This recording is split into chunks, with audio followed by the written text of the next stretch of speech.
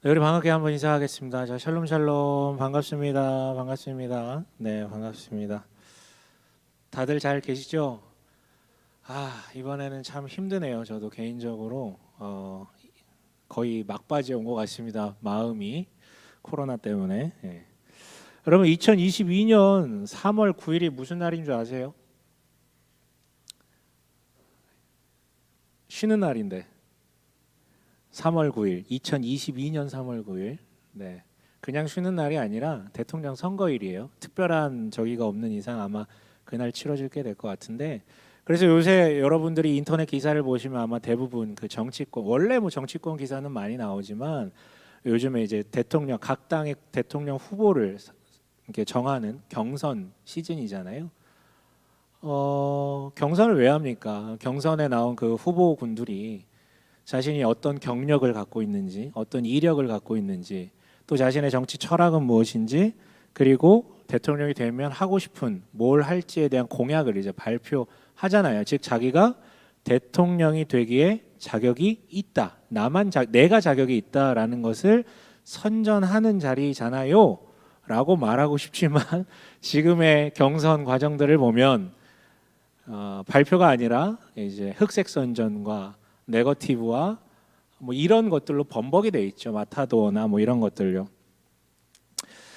그러니까 내가 자격이 있음이 아니라 타인의 자격 없음을 막 주장하는 자리가 된 것 같아요. 근데 이게 우리나라 정치가 특별히 후진적이어서가 아니라 모든 나라가 그래요.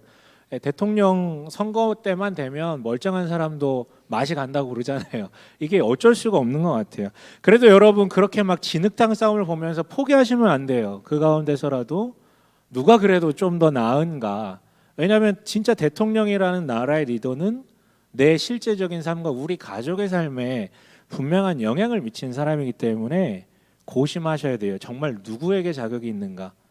자격이란 말은 여기에 적합하고 꼭 필요한 단어예요. 이런 맥락에서 좀 다른 질문을 던지고 싶어요. 여러분은 지금 행복하세요? 행복한 삶을 살고 계세요? 모르겠어요. 이런 질문을 던지면 우리나라 사람들은 대부분 그렇게 긍정적으로 대답을 하지는 않습니다. 다들 아시겠지만 우리나라의 자살률도 높고 행복 지수라고 평가를 하면 되게 낮거든요. 우리는 부정할 수 없는 선진국에 들어섰어요. 이미 세계가 주목하는 나라가 됐어요. 그런데 행복 지수는 여전히 굉장히 낮습니다. 왜 그럴까요? 저는 뭐 여러 가지 이유가 있겠지만 제 생각은 그래요. 자격을 물어야 되는 사람들 있잖아요. 나라의 리더라든가 큰 집단의 리더들. 이 자격을 물어야 되는 사람들에게는 자격을 묻지 않고 인기만을 묻고, 반대로 자격을 묻지 않아도 되는 일반적인 대중들에게는 너무 가혹하게 자격을 물어서 그런 것 아닌가. 심지어는 너는 살 자격이 있니? 너는 우리와 함께할 자격이 있니? 이런 것들. 이게 어려서부터 조장되죠. 우린 수월성 교육을 받고 자라났습니다. 지금 많이 보정이 됐다고 해도 여전히 남아 있어요. 학력을 가지고, 점수를 가지고 인간의 어떤 가치를 평가하는 그런 문화가 여전히 남아 있죠.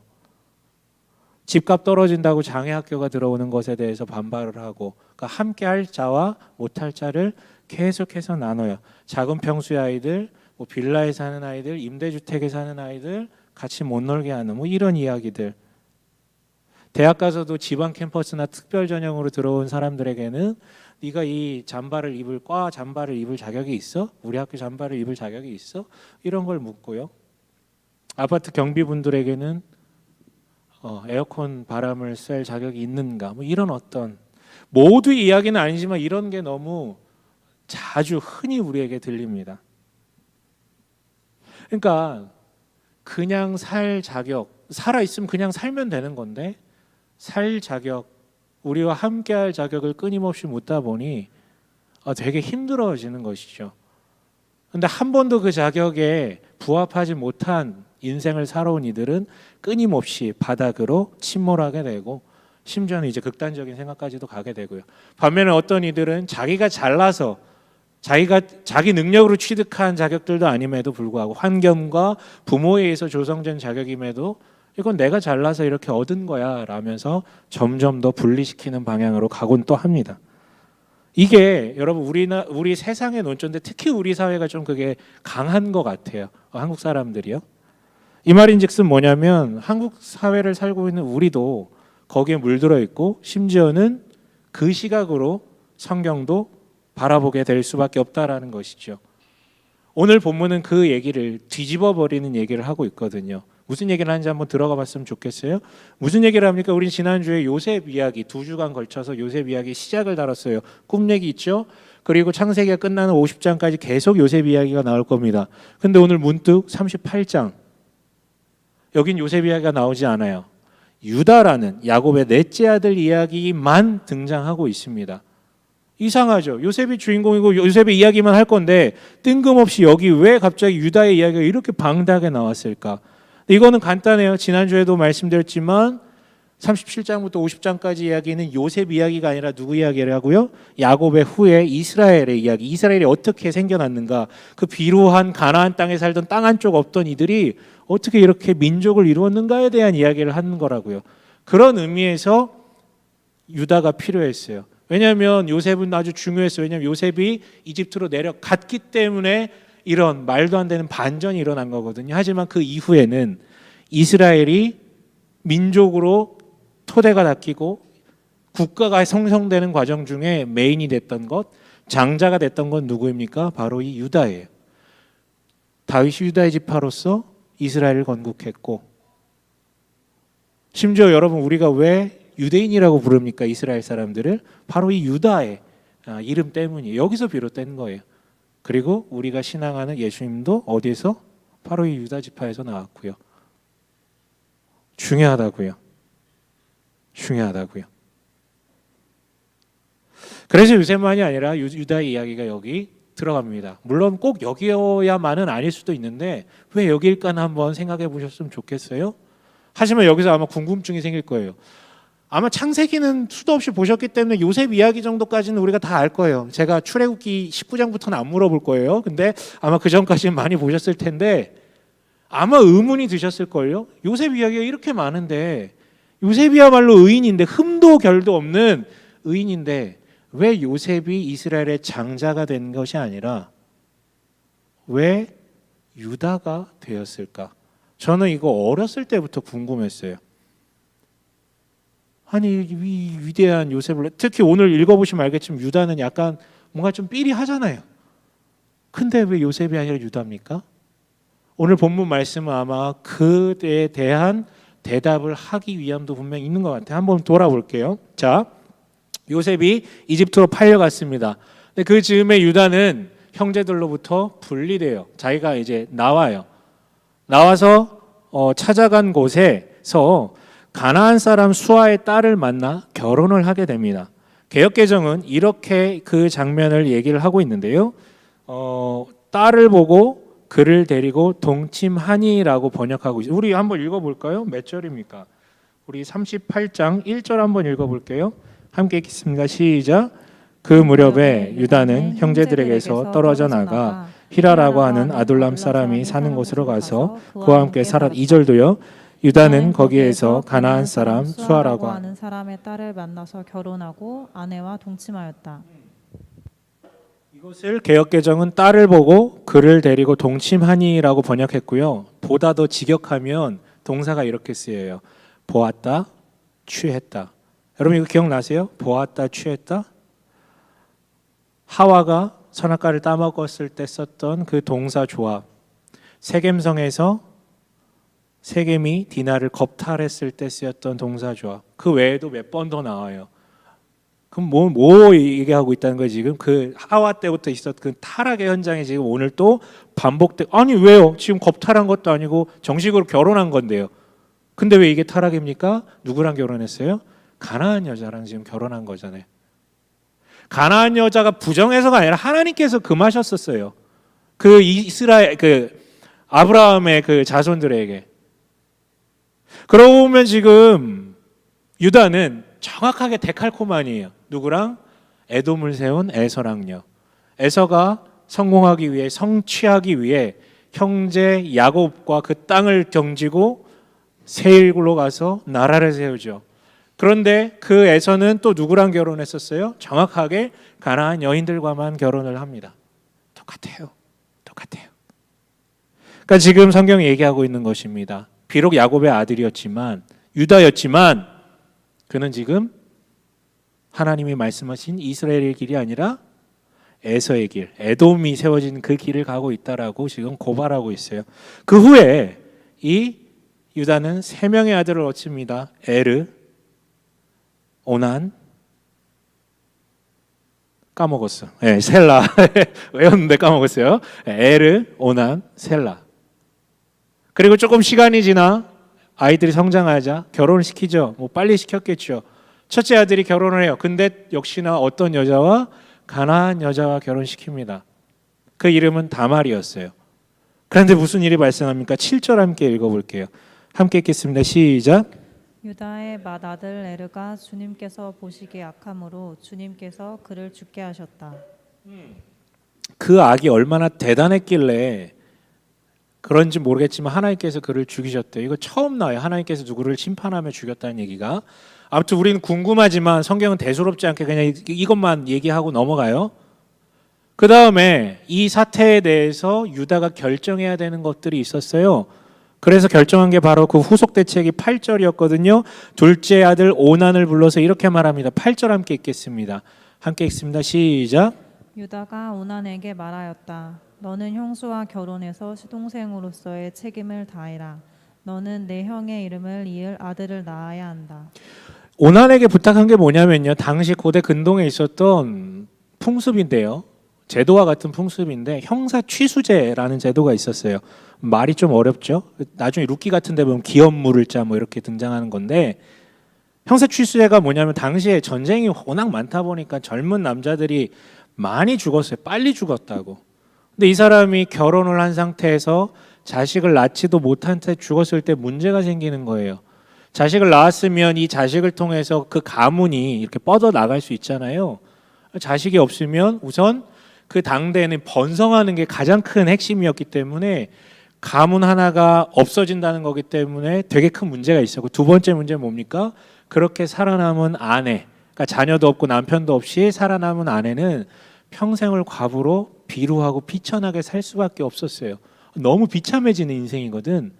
그래서 형사취수자가 뭐냐면 그 죽은 남자의 형제들 중에 누군가가 임시적으로 그 미망인과 임시 결혼을 하여서 그 사이에서 자녀를 보면 그 죽은 형제의 상속권을 그 자녀에게, 그 아들에게 상속해 주는 그런 제도였어요. 가문도 살리고 뭐도 살려요? 그 아내도 살릴 수 있게. 왜냐하면 그 유산을 받아야 그 여자도 먹고 살 수 있는 거잖아요.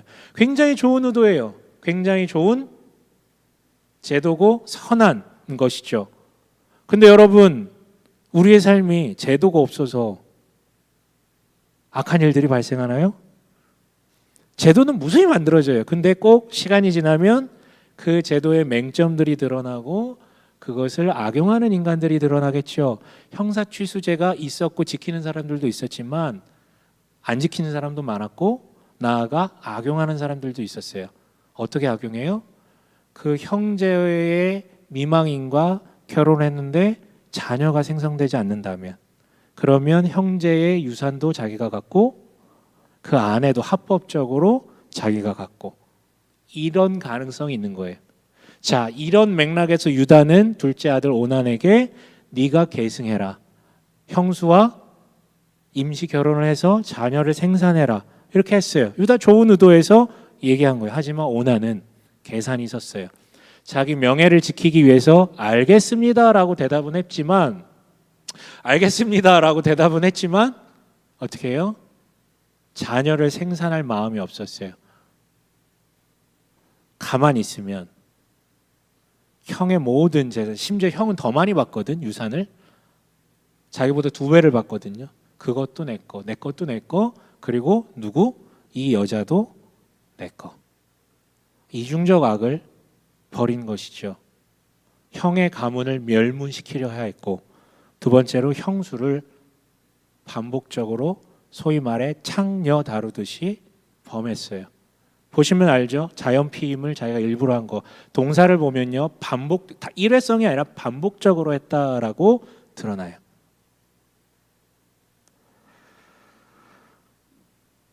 그래서 10절 함께 읽어볼게요. 10절 어떻게 됩니까? 함께 읽습니다. 시작. 그가 이렇게 한 것이 주님께서 보시기에 악하였다. 그래서 주님께서는 오난도 죽게 하셨다. 네, 여러분 이건 뭐 남성의 자유에 대한 문제를 언급한 게 절대 아니에요. 이 문제, 형사취수제를 어기고 형수를 창녀 다루듯이 하고 가문을 문 닫게 만든 그 죄. 그래서 하나님께서 오난도 죽이세요. 근데 여기서 여러분 높아심에서 잠시 언급하고 넘어가는데 다시 얘기하지만 하나님께서 누굴 죽음으로 심판하셨다는 얘기는 창세기 여기 처음 등장해요. 창세기 이후에도 없어요. 앞으로도 거의 많이 등장하지 않습니다. 근데 그게 너무 강렬해요, 우리한테는. 그래서 하나님이 치셨다. 이런 어떤 생각들을 많이 하게 되는데 여러분 그렇게 해석하지 마세요. 지금까지 수도 없이 많은 악인들이 등장했고 수많은 이들의 죽음이 등장했지만 이제서야 처음 등장했다라는 얘기는 죽음이라는 것을 그렇게 해석할 필요가 없다라는 성경의 이야기이기도 해요. 통계적으로도 말이 안 되잖아요. 그러니까 여러분 누군가가 죽어서 특히나 자연사한 것이 아니라 어떤 뭐 중간에 죽는 이런 일들을 보면 우리가 막 해석을 하게 되거든요. 해석할 수 있어요. 해석은 자유니까지만 정답을 내리지 마세요. 그것은 하나님의 권위를 침범하는 거예요. 성경이 얘기할 때는 우리는 알 수 있는 거예요. 아, 하나님이 치신 거구나. 우린 몰라요. 제발 누군가의 그런 어떤 아픔과 죽음에 대해서 섣불리 정답을 내리지 마세요. 근데 물론 어쨌든 이 두 아들의 젊은 나이에 연달은 죽음은 유다로 하여금 해석을 하게끔 강요받게 하는 것이죠. 그래서 결론적으로 그가 해석한 결론이 뭡니까? 11절 함께 읽어볼게요. 함께 읽습니다. 시작. 유다는 자기의 며느리 다말에게 말하였다. 나의 아들 셀라가 다 클 때까지 너는 내 친정 아버지 집으로 돌아가서 과부로 살고 있거라. 유다는 셀라를 다말에게 주었다가는 셀라도 제 형들처럼 죽을지 모른다고 생각하였다. 네, 이 말은 뭐예요? 해석이 어떻게 된 거예요?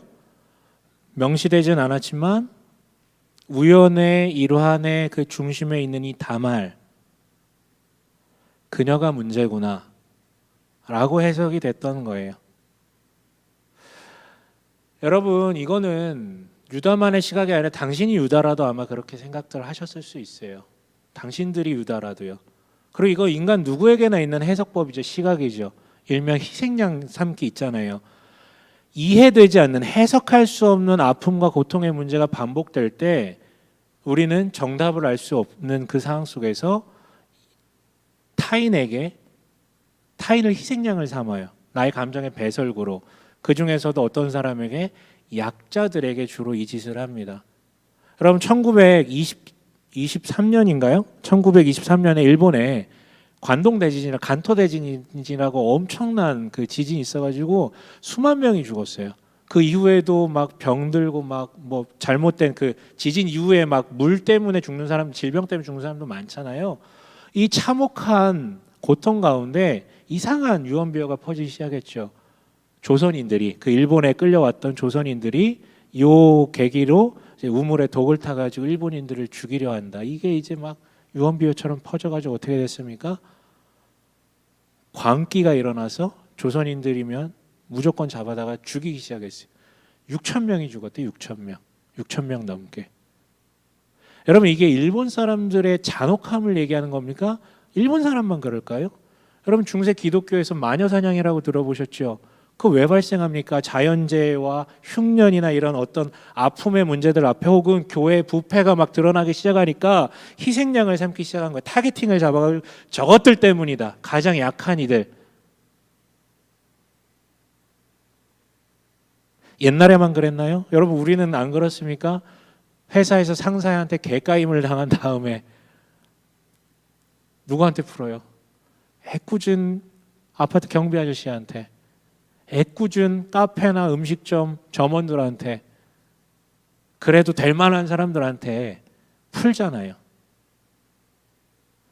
자신이 원하는 대로 취업이 잘 이루어지지 않는 것들이 반복될 때 애꿎은 외국인 노동자들에게 푸는 것처럼, 그 사람들의 직업과 우리의 직업이 겹치지도 않는데, 그러니까 해석되지 않는 고통의 문제 앞에 누군가에게 희생양을 삼는 것은 우리 모두의, 일반적인 모두의 감성이에요.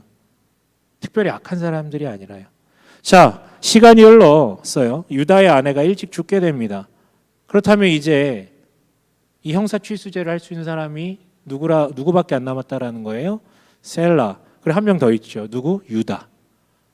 유다도 그 대상이었어요. 물론 나중에 율법에 이 형사 취수가 들어갈 때는 시아버지는 포함이 되지 않았었는데 이때는 그게 문화였어요. 형제가 아무도 남지 않은 시아버지라도 그렇게 하는 것이. 그런데 셀라가 있고, 근데 이 친구가 다 성장했음에도 불구하고 이어주지 않는 거예요. 다말하고 유다가. 그래서 다말이 술을 씁니다.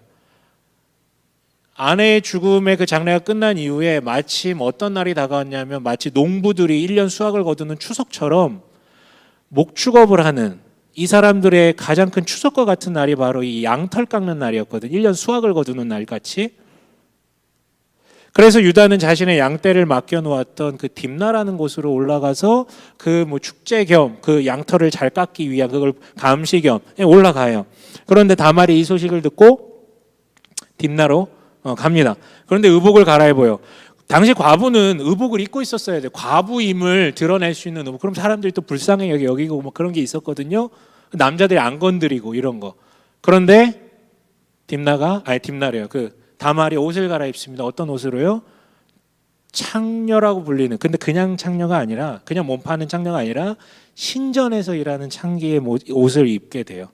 이것 역시도 여러분 배경 이해가 필요한데 고대 근데 모두 다 종교에 대한 믿음이 있고 기복 신앙이 있지만 특히 메말랐던 가나안 신앙에는 좀 더 뒤틀려진 그 기복적 신앙이 있었는데 비가 안 오니까 비가 소중하니까 이들이 믿던 신은 남성신 바알과 뭐 여성신 뭐 아세라 이름은 계속 바뀌어요.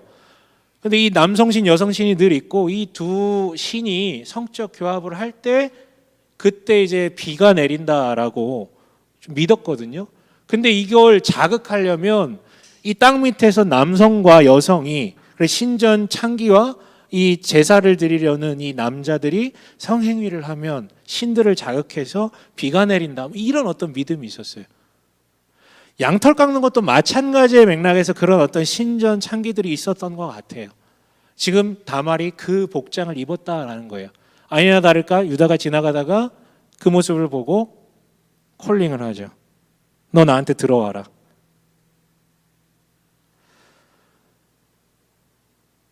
여러분 이것은 단지 여자를 성적으로 어떻게 했다는 그 단지 성 문제가 아니라 지금 유다의 신앙적 문제임에 대해서 지금 우리한테 계속해서 얘기하고 있음을 주목할 필요가 있어요.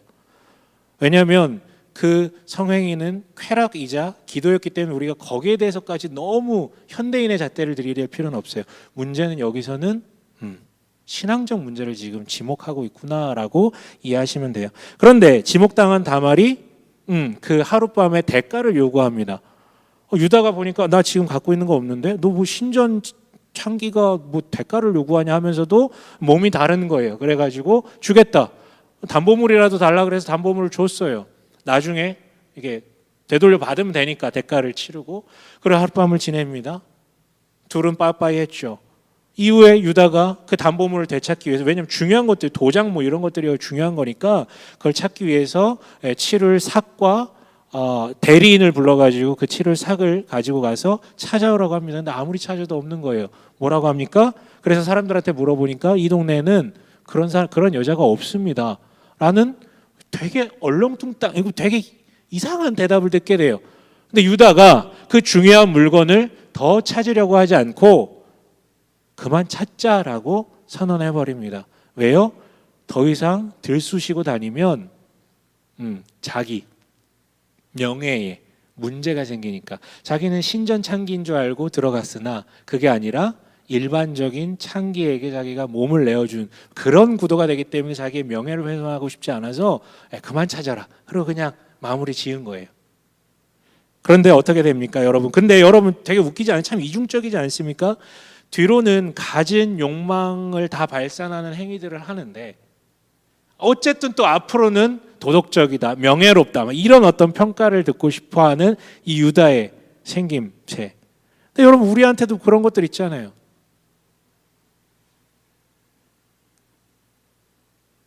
여러분 어쨌든 그 후에 다말이 임신을 하게 됩니다. 다말이 아마 계획적으로 계산을 해서 그 날을 잡아가지고 들어갔던 것 같아요.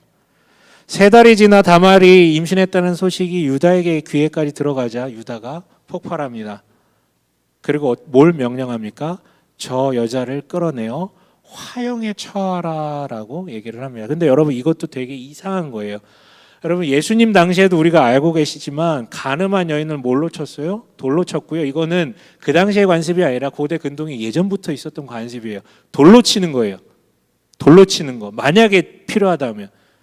화형은요. 진짜 극악무도한 짓을 저질러서 모든 공동체에 말도 안 되는 참혹한 짓을 저질렀을 때 하는 그런 형벌인데 지금 유다가 다말에게 화형을 명하는 장면, 이걸 보면 이건 단지 죄를 벌하는 정도가 아니라 뭐가 투영됐다라는 걸, 자기의 분노, 미움이 이 한 여자에게 오롯이 투영되고 있었다. 그러니까 그 전부터 이 여자를 죽여버리고 싶은 마음이 여기 가득 찼었는데 너 잘 걸렸다. 내 아들 잡아먹은 이 뭐 XX 하면서 죽이려고 그랬던 거예요. 희생양이죠. 다말이 잘못했나요? 아니요. 근데 희생양이죠. 그 정도로 미웠어요. 찢어 죽이고 싶을 만큼. 그런데 그때 다말이 담보물을 꺼내놓습니다. 내 아이는, 내 뱃속에 있는 아이는 이 물건의 주인입니다. 주인의 아들입니다. 주인의 아이입니다. 이 충격적인 사실 앞에 유다가 마지막으로 이렇게 발언하죠. 우리 26절 함께 읽어보겠습니다. 함께 읽겠습니다. 시작. 유다는 그 물건들을 알아보았다. 그 아이가 나보다 옳다. 나의 아들 셀라를 그 아이와 결혼시켰어야 했는데 하고 말하였다. 유다는 그 뒤로 다시는 그를 가까이 하지 않았다. 네, 이 아이가 옳도다, 나보다 옳도다라는 고백이요. 자신의 과오를 인정하는 의미심장한 고백이죠. 자, 그렇게 유다 이야기는 일단락이 되거든요. 여기서 여러분들에게 진지하게 한번 물어보고 싶어요. 한번 여러분 진지하게 대답해 보세요. 지금까지 유다 이야기를 쭉 들었는데 당신에게 유다는 어떤 사람 같습니까? 유다를 어떻게 평가하실 수 있으실 것 같아요? 지금 머릿속에 떠올리는 이미지 있지 않으세요? 유다, 지금까지 들은 유다에 근거한 그 이미지요. 평가. 정리되셨어요? 여러분, 지금 머릿속에 떠올린 그 평가가 여러분 자신에 대한 평가예요, 사실은. 혹시 머릿속으로 쓰레기다 떠올리셨어요? 그럼 당신이 쓰레기예요.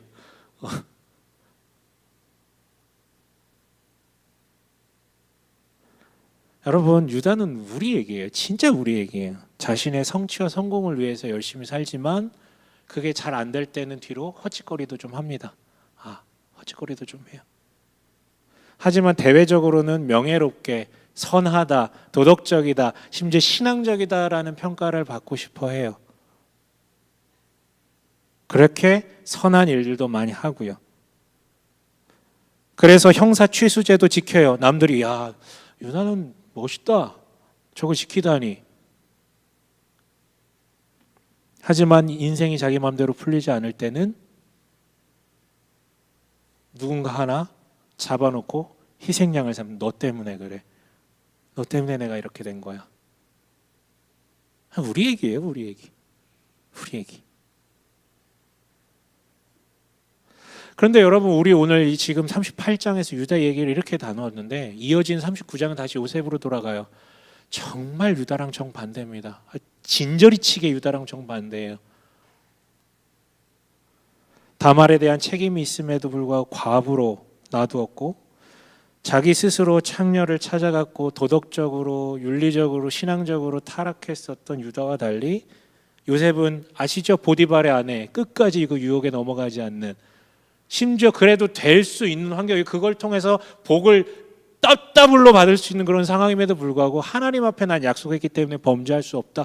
끝까지 외면하고 끝까지 거부해요. 그리고 그렇게 노예로 전락했음에도 불구하고 자기의 삶에 있어서 하나님 앞에 성실성을 가지고 매사에 접근하면서 일을 했다고요. 너무 대조제죠. 예, 그래서 유다 이야기가 여기 등장한 것 같아요. 그래서 요셉과 대조시키려고, 유다가 얼마나 비참한 인생인지, 악인인지, 마땅히 이스라엘의 유산을, 그 장자권을 넘겨받을 자는 그래서 누가 아니라 누구라고요? 유다가 아니라 요셉이라는 사실을 우리한테 알려주고 싶었어요. 그럼 우리는 더더욱 확신이 들죠. 근데 왜 요셉이 아니라 유다냐고요? 왜 유다냐고? 요셉이어야지. 이상하죠? 근데 여러분 여기서 이상함을 느꼈다면 여러분 이미 오염된 거예요. 성경에는 이게 이상한 얘기가 아니라 당연한 얘기인데 우리가 자격을 너무 따지다 보니까 이게 이상하게 들리는 거예요. 성경은 단 한 번도 자격에 대한 얘기를 하지를 않는데, 여러분 그렇다면 반대로 질문해 볼게요. 그렇다면 요셉은 이스라엘의 장자요, 다윗의 선조요, 예수님의 선조라고 불릴 만한 자격이 있나요? 요셉에겐 있나요? 요셉도 없어요. 여러분 창세기는 처음부터 오픈하면서 시작해요. 이 지구상에 사는 모든 인간은 결국은 가인의 후손들이라고, 아무도 의롭다고 평가받을 자가 없다고요. 물론 가끔 이런 요셉 같은 돌씨 같은 인간들이 나오는데 이것조차 지난주에 얘기했지만 그가 살아온 모든 여정, 과정, 환경, 조건, 이것들 다 이 우연적 요소들, 하나님께서 그렇게 인도하신 부분들이 있는 거잖아요. 거기에 감히 이거 내가 한 것이다라고 누가 그렇게 얘기할 수 있겠습니까? 요셉 자격 없어요. 그래서 여러분 요셉이어야 할 이유는 없다고요.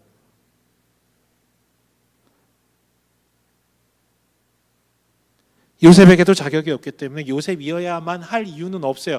다만 하나 더 얘기하고 싶은 것은 요셉이어서도 안 돼요. 요셉은 장자가 되면 안 돼요. 왜일까요? 요셉은 장자가 되면 안 돼요. 왜요? 요셉이 장자가 되는 순간 우리는 기독교가 아니라 다른 종교와 똑같은 신앙관으로 돌아갈 수밖에 없게 됩니다. 결국은 선한 자, 결국은 의로운 자, 결국은 마땅히 구원받을 만한 자격이 있는 자를 부르시는 하나님의 얘기로 돌변하게 돼요. 저는 여기서 소름이 돋았어요. 내 어렸을 때부터 궁금했던, 왜 유다를 요셉이 아니라? 근데 요셉이 되면 이거 엄청난 문제가 되겠구나. 그치, 하나님은 한 번도 자격을 묻으신 분이 아니었지.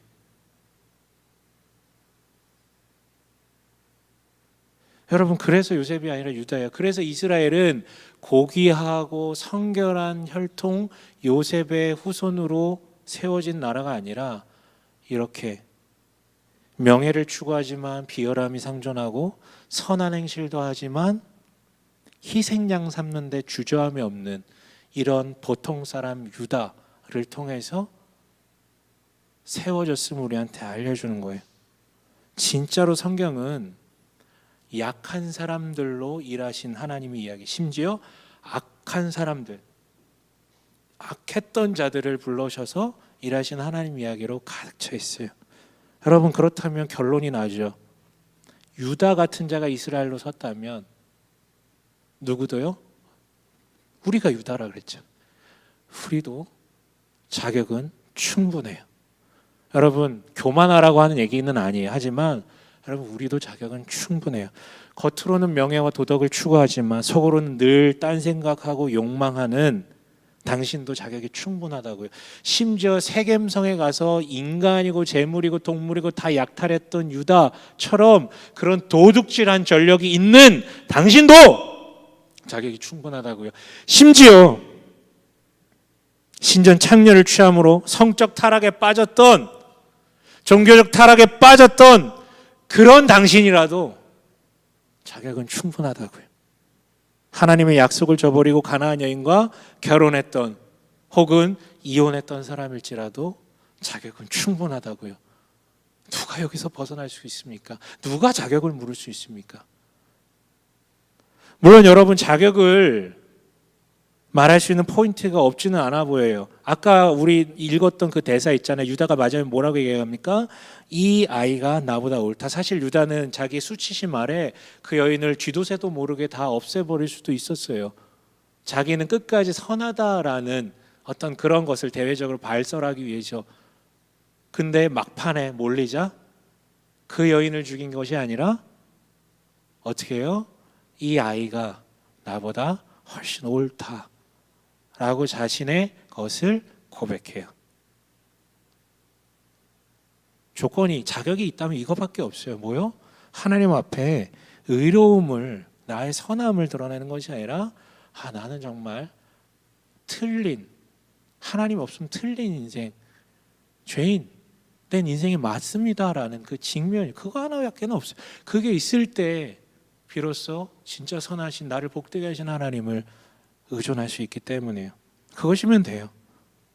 그러니까 하나님은 세상의 악함만이 아니라 사람의 악함도 상수로 보시고 일을 하세요. 심지어 그 사람을 불렀음에도 불구하고 몇 번 자빠질 것까지도 상수로 붙드시고 일을 하신단 말이에요. 여기 앞에 누가 자격을 논할 수 있고 이 앞에 누가 자격을 외칠 수 있겠습니까? 다 자격이 있어요. 다 자격이 있습니다. 그럼 말씀을 마칠게요. 저희 집은 한 주에 한 번 정도 가정 예배를 드리거든요. 월요일 날. 물론 가끔 빵꾸 날 때도 많습니다. 피곤할 때, 아니면 놀러 갔을 때. 지난주 월요일, 이번 주 월요일에 또 가정 예배를 드리는데 이 큐티 본문 따라서 하다 보니까 갈라디아서를 가지고 말씀을 나눴어요. 뭐 길게 하면 안 되잖아. 애들 2명 앉혀놓고. 설교는 4분 이내, 3분 4분. 갈라디아서 그 예수께서 십자가를 대신 짊어지심으로 원래는 율법의 그 요구, 선해야 하는 그 요구를 해야 되는데 그걸 대신해서 짊어진 그 예수님 십자가가 얼마나 무겁고 귀한 것인지를 딱 3, 4분 동안 딱 얘기를 했어요. 근데 우리 재윤이가 그 얘기를 들으면서 되게 집중하면서 눈물이 그렁그렁해지는 거예요. 제가 그 장면에 엄청 감동했어요. 진짜 내가 설교를 잘하는구나. 진짜 잘하는구나. 내가 뭐 40분을 떠들어도 리액션 하나 없는 이 사람들 버리고 어린이 부흥사나 해야겠다 막 이런 생각.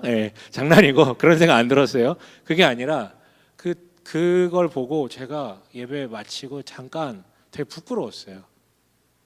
나는 이걸 떠드는 사람인데, 이렇게 얘기해 주는 사람인데, 예수님의 십자가, 그로 인해 얻은 자격, 하나님의 자녀됨, 율법 필요 없는, 맨날 얘기하는 사람인데 내가 최근에 그걸 떠올리면서 그런이었던 적이 언제였나? 너무 부끄럽다고. 부끄럽더라고요. 걔를 보면서.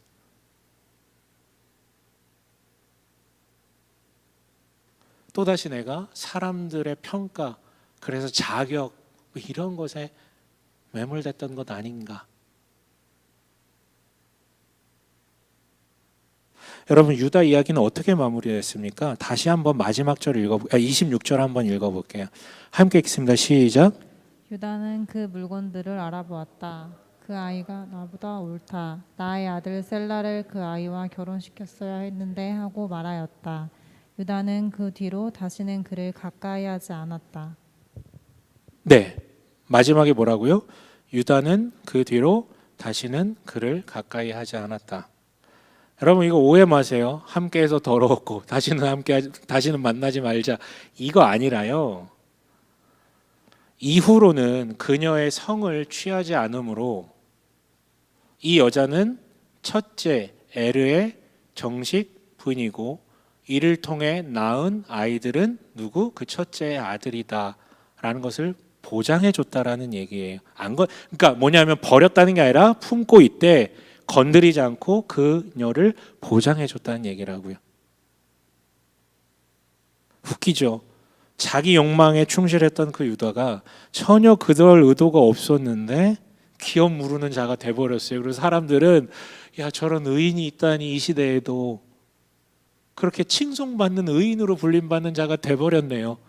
전혀 그럴 의도도 없고 그렇게 대단한 인간도 아닌데 의인으로 불림받게 되었어요. 여러분, 여기서 그치지 않죠? 어떻게 됩니까? 그의 후손 가운데 다윗이 나타나 이스라엘을 하나님의 나라로 세우고, 근데 이스라엘은 망했지만 훗날 예수께서 그 지파에서 태어나 세상에 하나님 나라를 세워가는 이 거대한 역사를 이뤄 가십니다. 그렇다면 여러분, 이 유다 이야기에서 우리는 무엇을 볼 거고 어떻게 해석하실 것입니까? 또다시 자격 전쟁, 거기로 돌아가실래요? 자격이 있니 없니? 살 자격이 있니? 함께할 자격이 있니? 하나님과 함께할 자격이 있니? 생명을 얻을 자격이 있니? 이곳으로 돌아가실 겁니까? 아니면 처음부터 마지막까지 은혜를 얘기하신 그 은혜의 방주에 탑승하시겠습니까? 여러분, 이 명백한 사실 앞에 제발 자격 운운하지 않았으면 좋겠어요. 듣기 싫어요. 솔직히 듣기 싫습니다. 겸손한 표현이라도 듣기 싫어요.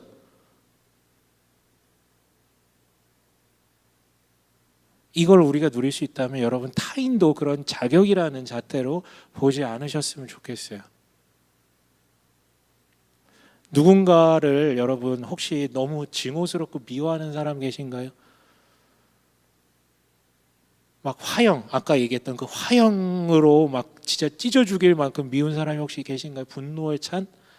그거 한번 떠들어 보시면 자격지심 때문일 수도 있어요. 아니면 내가 제일 싫어하는, 나의 제일 싫어하는 모습이 그 사람에게 보여서 그럴 수도 있고요. 아니면 희생양 삼고 싶어서, 나 이 잘 안 됨에 대한 그 탓을 그 사람한테 하고 싶어서. 여러분, 실제 그 사람 때문에 이런 문제가 일어났을 수도 있지만 그 이후의 삶은 당신이 결정하는 거죠. 그 이후의 색깔은 당신이 결정하는 거지 왜 자꾸 누군가를 희생양 삼고 그 사람 때문에 못 살겠다라고 할 말을 할 필요가 없다라는 것이죠. 여러분, 마지막으로 다말을 볼게요. 되게 기구한 여인이잖아요. 그렇죠? 고대 근동시대의 한 여자가 가장 복될 수 있는 유일한 통로인 남편이 조기에 죽습니다. 근데 자녀도 남기지 않았어요.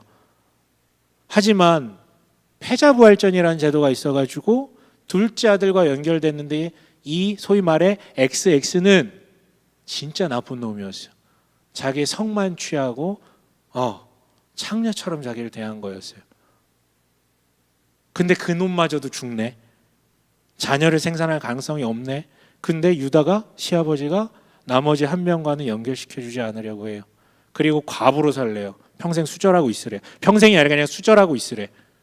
근데 낌새가 자기는 평생 이렇게 살 것 같아. 그러니까 누가 봐도 정말 비참한 인생이고, 더 문제는 앞으로 그 인생은 비참함만 남아있는 인생인 거예요.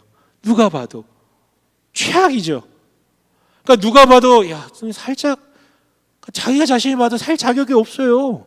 뭐하러 살아 이런 인생. 앞으로 기쁜 게 없는데. 그러나 그녀는 자신의 처지를 그런 식으로 해석하지 않았던 것 같아요. 사람들이 바라보듯 불쌍하게 그런 식으로 해석하지 않았던 것 같아요. 오히려 반대로 이렇게 해석했던 것 같아요. 나에게는 아직 남은 권리가 있다. 나는 아직 남은 권리가 있다. 말 그대로 권리가 있잖아요. 셀라도 있고 시아버지 유다도 남아 있잖아요. 그걸 봤던 것 같아요. 남들이 뭐라고 떨어져댄들 나는 내가 마땅히 누려야 할 권리가 아직 남아 있어. 그걸 추구한 것이죠. 그녀의 방식이 윤리적이었는 이렇게 지금 현대인의 잣대로 볼 필요는 없어요. 그냥 권리가 있다라는 것 가운데 그 삶을 추구한 것이죠. 여러분, 이건 우리도 마찬가지예요. 이 지구상에 호흡을 하면서 살아있는 인간이라면 뭐 장애가 있든 실패를 했든 관계없어요. 당신이 살아만 있다면